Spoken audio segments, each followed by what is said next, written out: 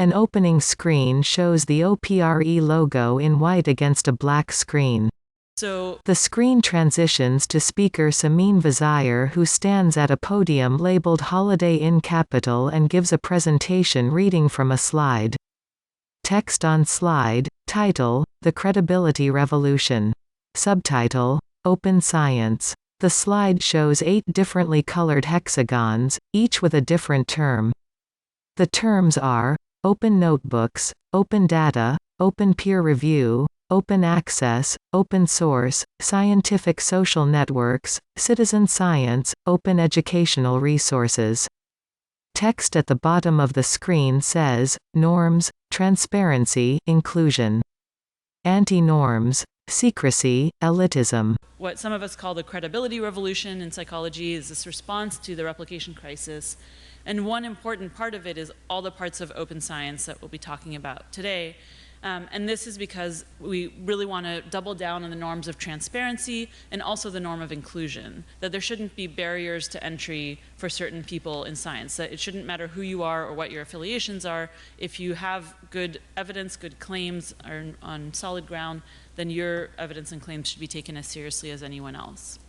So transparency and openness is one big part of the credibility revolution, but I think there's another really important component to keep in mind as we talk about transparency and open science. So the ideal is that transparency would lead to this social process of self-correction where we criticize and verify each other's work, and that leads to more credibility. Simine changes to a new slide. The title remains The Credibility Revolution. The slide shows a flowchart with 3 boxes. The box on the left says transparency and leads with an arrow to a box that says criticism correction. Another arrow leads from that box to the third box that says credibility.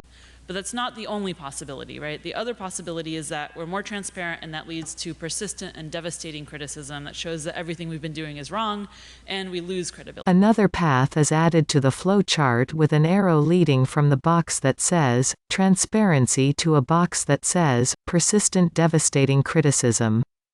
Another arrow leads from the box that says persistent devastating criticism to a box that says field loses credibility. So transparency doesn't guarantee credibility. Transparency guarantees that whatever credibility you earn will be better calibrated to what your field deserves. And the difference between these two paths is the strength of your methods, the rigor of your work. A question and subsequent answer appear between both paths of the flowchart. What is the difference? Strong methods. So if we're going to double down on transparency and say we want to regain or establish our credibility by being transparent, that has to be paired with attention to rigor and quality control. Simine changes to a new slide. The title remains The Credibility Revolution. The slide shows 2 boxes next to each other with a plus symbol in between them. The box on the left is titled Open Science.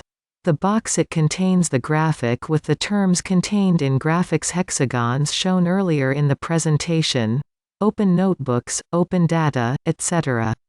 The text under the box again says: norms, transparency, inclusion, anti-norms, secrecy and elitism. The box on the right is titled Quality Control. The box shows a graphic of a central circle with a magnifying glass with checkmark image with lines all around leading to smaller circles that each contain a simplistic image, a magnifying glass, a gear wheel, a box chart and a pie chart. The text under the box says: norms, organized skepticism. Anti-norms, dogmatism, deference, credulity. In my mind, those are the 2 pieces of the credibility revolution. One is openness and transparency, which includes the commitment to share everything, to be inclusive, to not appeal to secrecy or elitism. And the other is quality control or rigor, which is committing to verifying, scrutinizing, being skeptical of each other's work, and avoiding things like dogmatism or deference to elitism and so on, or credulity about certain things. So really making sure that we're not letting motivated reasoning in or hierarchy or things like that affect how much we criticize and verify each other's work. The closing screen shows the OPRE logo in white against a black screen.